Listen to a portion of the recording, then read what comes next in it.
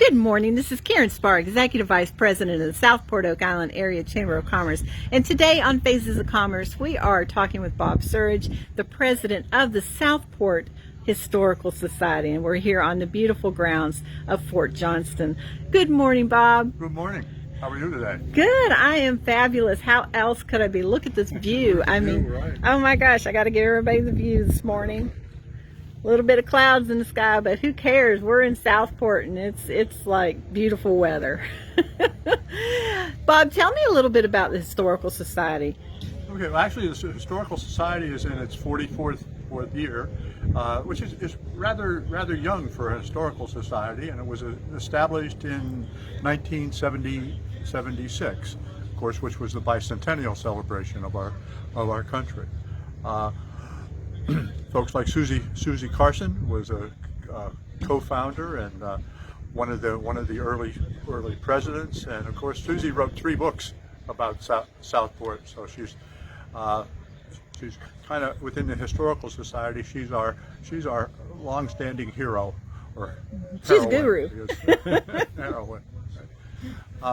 The society, what we do, people often ask, well, okay, what does a historical society do? Well, I think we contribute quite a bit to the community, from scholarships for recent high school graduates. The markers that you see around town, there's about 17 of those that the society has sponsored, commemorating the old jail, the old burying ground, Fort Johnston, blockade running. So they're just placed all over the town. We also run the Brunswick County Old Jail Museum. That's a building built in 1904. That museum it's open and at this point free to the public, and has been for 4 years. But I tell you, with almost 120-year-old old building, it is a bit of an expense to keep that operating and going. We do classes and we do presentations. And in fact, since the beginning of the COVID era, if you will, beginning in April and through the December, we will have done 54 virtual classes and presentations. It's really been, we had to close down the museums, and we also participate here with the city in operating the Fort Johnston Museum. But we had to shut that down, as well as our in-person classes. So with the leadership of our program chairman, which is Liz Fuller, who's also our vice president, okay, and the board and the participation of members, as I said, we'll have done 54 virtual programs and literally have reached thousands of people through those programs, through our Facebook page, through our YouTube page, as well as when they're broadcast live. It's really been a lesson to us, because it's changed a bit really quickly what the society is. We now have participants and presenters in those programs from as far away as Texas. And in fact, one of those folks, Mike Royal, who's a Southport native, is now doing a monthly program for us, and it's simply, he's a storyteller. He is a storyteller, and that's what the program's all about, is Southport storytelling, and featuring Mike. But we'd also plan to get other folks involved. We did this with the idea of helping people stay active, stay thinking, and engaged with others. And I think it's really paid off. We've got a lot of people thanking us, which is great. That friend-raising, if you will, instead of fundraising. We also have seen our membership in 1 year grow by about 100 new members, which we're really thrilled about.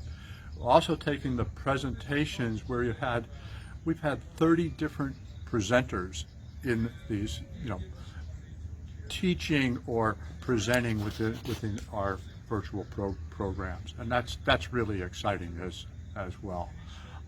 Plus, as I mentioned, Mike Royal. Mike is in Austin, Texas, so it's given us new members and new participants from around the country. We're really pleased with that as well.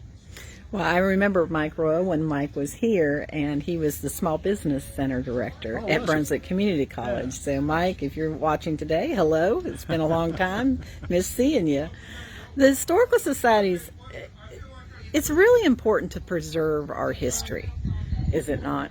Well, it is. It's those who ignore history are doomed to repeat it in some cases. It is, and it's really a basic. Knowing the history of your country is really a basic foundation of American democracy. Recognizing what others have done for you before you. That's true. And I noticed the bricks here at Fort Johnston. I know you have a brick project going on. I don't know. Well, I'm doing it upside down, so those of you that can read upside down.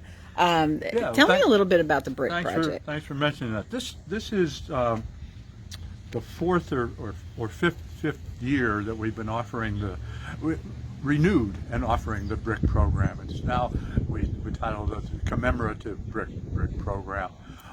So people donate to purchase the bricks, and then the engraving. And there's two sizes of bricks, the 4x8 that you're seeing here, and then the 8x8 that are on the other sidewall. It allows people to commemorate, and that may be a memorial to someone who has passed, or it may be a favorite teacher that you had, or a mentor, or your pride in your organization. So you can commemorate a whole number of things. Some people have really good sense of humor. My wife and I have a brick. Now, we met when we were 12 years old at the Jersey Shore. Okay, so our brick is Bob and Carol Surridge, beach buddies. Oh, that's so sweet. So it's just a whole variety of things that you can do with them. And the program is in progress right now. You can go to our the Society's web page and click right into the brick program. What's the web address for the Historical Society? The website address? Southport-Historical-Society.org. .org. Okay. Wonderful. And I know you have some prints that you're going to be putting on the merchandise side.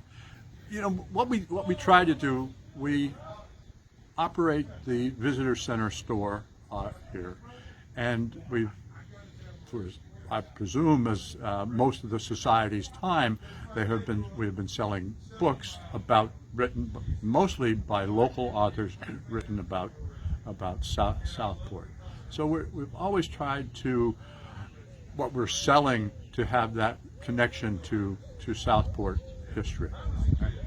And right now, thanks to the Art Newton's family, we're able to sell prints that were of paintings that were done by Art Newton. Now, Art Newton was known as Southport's first professional photographer, professional artist. And what Art Newton did is quite amazing. In the late 1940s through the 50s to his passing in the 1960s, he worked as a professional artist in Southport. May have been the only little fishing village at the time with a professional photographer and artist. But his work is. Let me show you one. Please do. We're going to take a look at the river while he's getting the prints out, because I know everybody loves to look at the river. There we go. Yeah. This is one of his pieces. So Art Newton, this is in the 1950s and early 1960s. He was painting things that he saw around town. But what he's given us, I mean, this is a picture of the old painting of the old pilot's tower. You know, he's giving us this spot on documentation of the history of Southport in those times. Of course, many people will be familiar with this. This is the Thomas Mann Thompson house, located on West Bay Street. Thomas Mann Thompson himself was a famous blockade running river pilot, and of course everybody knows this Oh, yeah. old Baldy. Just beautiful work, and they're Ginkley prints. The prints are done by Ricky Evans Gallery, and Ricky Evans Gallery will also give you a 20% discount if you want to have them framed. Wonderful. I know we were talking earlier, the house behind you, the yellow one. Southport, back in the day, they like to move things around, didn't they? I think a lot of people know that and recognize that moving houses, and still to today, moving houses is something that's done in Southport. I've always been intrigued by this house, basically because of its size. Now, it was the annex to the Brunswick Inn, which is at the corner of Atlantic and Bay. What, 2 blocks from here?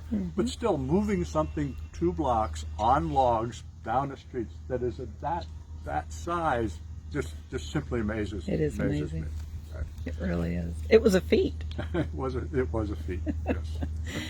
Well, Bob, we appreciate you being on our Faces of Commerce today, and we appreciate everything that Southport Historical Society does to preserve our history, so we don't lose the people and the places and the things that we cherish. Thank you very much. And actually, I want to say we appreciate the Southport Oak Island Chamber of Commerce as well, and especially your new online store. Yes, You can find prints and you can buy them online at sptokimerchandise.com, and the store is open now, so go check it out. Okay.